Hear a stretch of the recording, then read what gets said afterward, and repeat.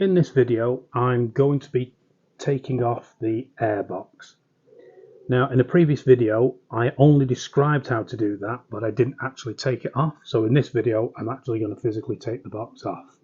So the first thing we need to do is remove the rider's seat, and then we raise the fuel tank so we've got access. So once we've got the tank up, we've got full access to the airbox. So the first thing we need to do, on the left hand side, we need to remove this plug. Now it's a little bit difficult to actually get your fingers in there and undo this. So rather than damage it, I found it was easier to just take this screw out. Okay. So once the screw's out, you can see that plug just comes out of the way. As soon as the plug is out of the way, that gives us then easy access to this screw on this circlip here and the screw on the circlip in here. Okay, and all we need to do is just back those off until they're loose. The only other thing you need to do on this side is to remove this hose here. Okay, so we should be able to get in. It's not very tight, so you can do it with your fingers, the clip. And once that's off, just remove the hose. And now that's off, that's everything we need to do on this side. On the right hand side, we've got the two circlips for the other two cylinders. So same as before, we'll just back those off until they're loose.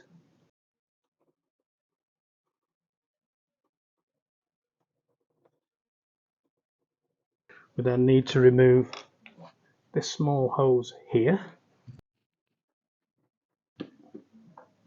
And we need to disconnect this plug, but it's quite difficult to get to the actual connector behind it. So the thing I suggest is we wait until we actually lift the airbox up. We've got easier access to it and we can take it off then. Then we remove the screw from the front of the box.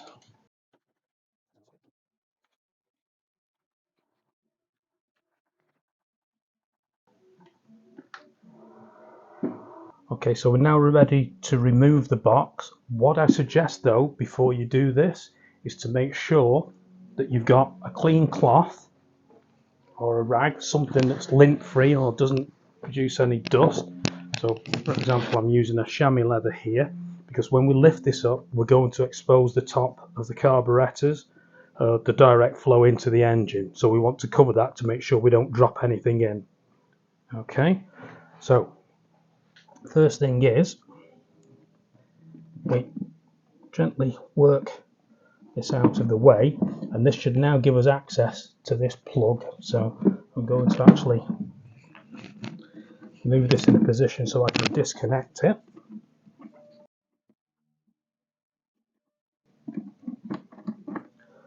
I can move the airbox out the way now and place the cloth over the carbs.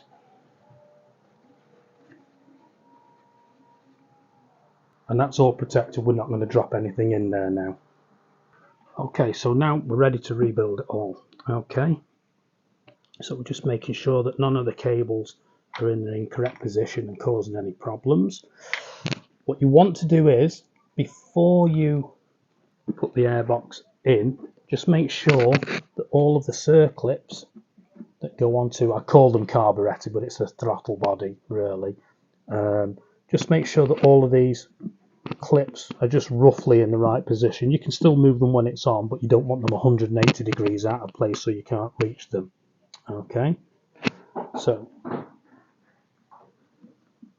we need to make sure that when we come to put it on, that the foam is actually sealing around these air inlets. Okay, so carefully put those into place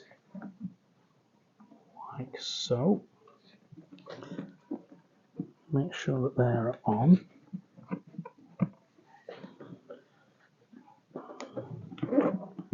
Okay, so then we line up the back end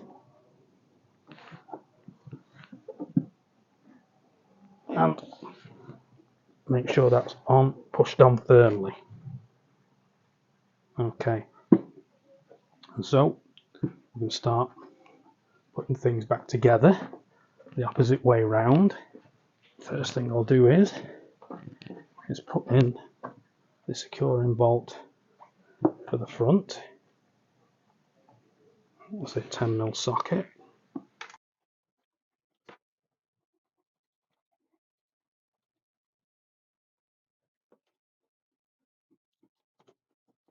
Just pinch that up.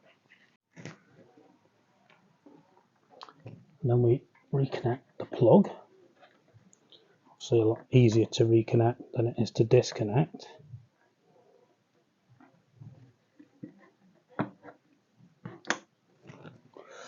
On this breather hose, shuts all the way on. Just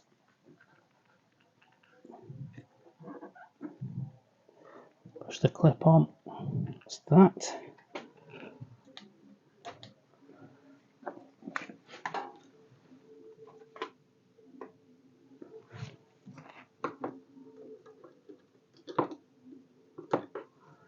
And we tighten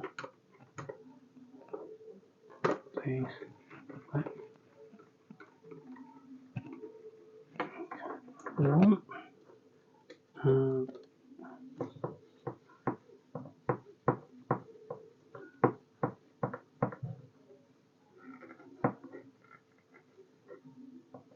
two.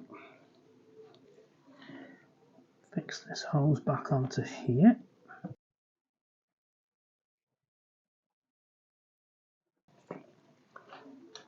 Tighten up two clips. One. And then just fasten this back up into place.